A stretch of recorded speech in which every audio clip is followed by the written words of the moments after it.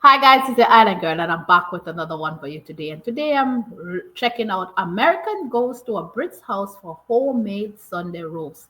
Now I can't stop thinking about the Sunday roast. Every time I go into my kitchen, I keep thinking about a British Sunday roast because of what Vanessa Talk said about it and the picture she showed. I'm like, nom nom nom nom. Want to get it? I want to eat it. I can't wait to visit and enjoy it for myself when I get there to the UK. With that said, if you're new here, welcome. Thank you for being here. To all my regular schmeglers, day ones to the bites to the pools, come on in, right back. Put a smile on your face and enjoy. We're going to get into this video because I want to see how these Americans behave when they get to this person's home who have invited them over for a Sunday roast. Here goes. Oh. Hey. We're on the way to one of my Patreon members' houses who invited us for a Sunday roast inside of their home. So this is my first ever homemade roast, but we're on the way now, and we're in the middle of nowhere, past Leeds, out in the sticks out here pretty much. We had to drive down this long farm road. Let's go try out our first ever homemade roast. Okay, we just got here. I'm not trying to give you guys his address, but we're going to go ahead and knock, go inside, and have us a roast. That is so cute, though. A Patreon invited them. Hello. Nice. Hello. How are you doing? I'm very well. How are you? Good to see you. All right, guys. So this is Gavin, and Gavin has invited us into his home to have our first ever Sunday roast made in someone's home. So let's go. All right. So he has told me that he has been working on a brisket for 6 hours. It's a local brisket, locally sourced. Let's take a look at it. Oh, that looks incredible. Okay, so you just pulled out some pork dripping. What is this going to be used for? So this is going to be for the roast potatoes. So we're going to put them in right now, and then we've got some beef dripping for the Yorkshires a little bit later.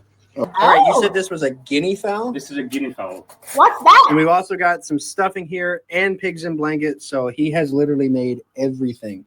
Okay, so all of the food is now ready. This was a lot. And we appreciate you inviting us into your home to do this for us. But we've got stuffing, cauliflower cheese, Yorkshire puddings, 2 different cuts of meat, and then we got these giant gravy boats right here. Pull. Hey! Whoa! Oh! Okay, Like wait. a little toy inside. Oh. And then you can't forget the crown as well. So this is your paper hat. Gotta put the crown on. Who hides in the bakery at Christmas? The gingerbread man. A mince spy. So now we have to add in our gravy here. Now, how do you recommend I do this gravy?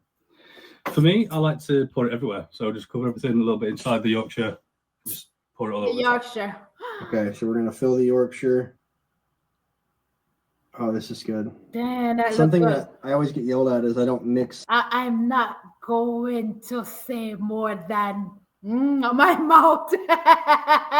my body language and my mouth should say it all.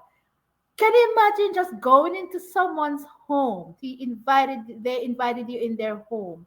Homemade Yorkshire pudding, gravy, pigs in a blanket. I'm like, what's a? I think he said guinea. If that's not what he said, I'm wrong.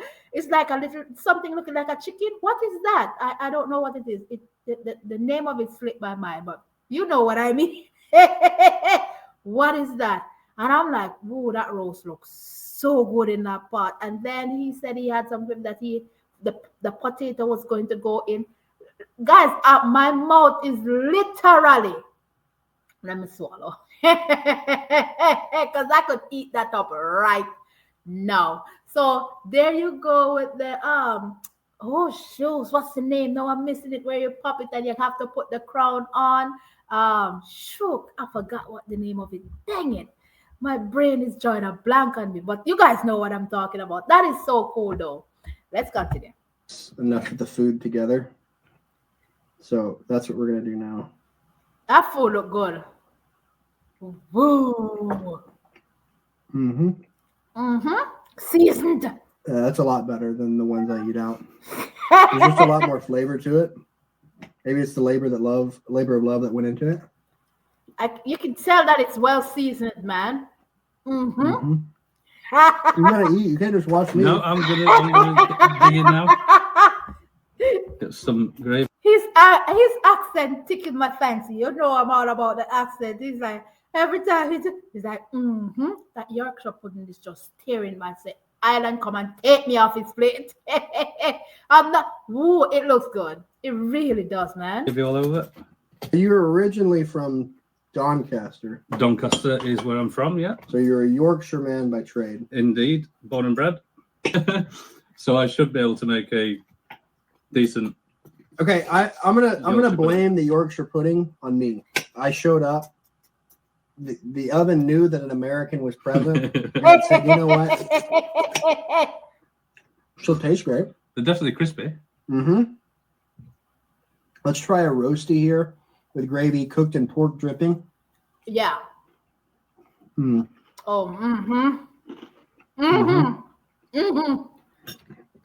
Pork dripping's good. We even got some veg on this. You guys always whine that I don't eat enough veg. Brussels sprouts are good. Ooh,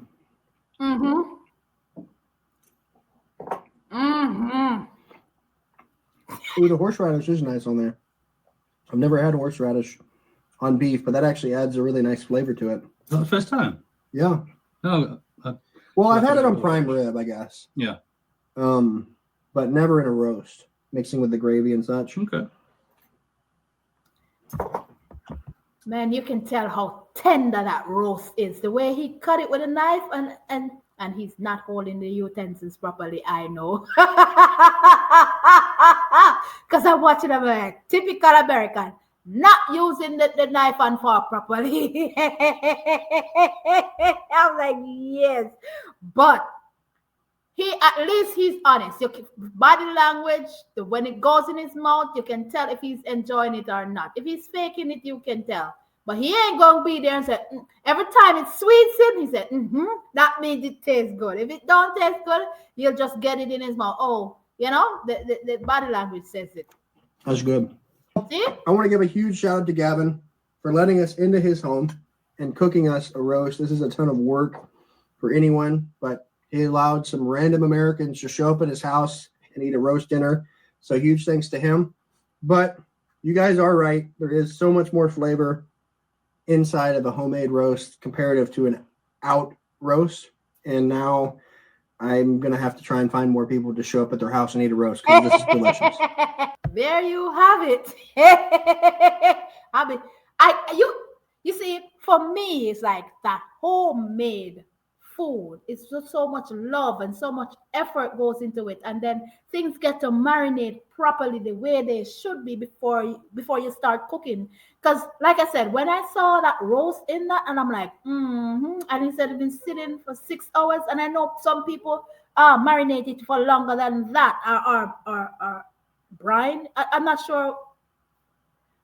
I know some people have it longer than that going, but I'm telling you, when you're dealing, because the Yorkshire pudding, you can see the thick and richness of the gravy when he's pouring it over his spoon. I'm like, and the mash and the potato when he picked it up, that was in the he said the pork brine or I can only imagine. Now I don't eat pork, but just looking at everything on the plate or when he was showing everything that he prepared, it looked amazing. You can't beat homemade, no doubt, especially when somebody knows exactly what they're doing.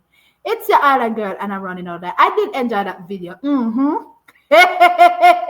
Come on in, put a smile on the face, be good, be kind, be safe out there, love each other, and I'll definitely catch you guys in another video. I can't wait to come and try and have mine for the first time. I'm excited to come to the UK. So excited.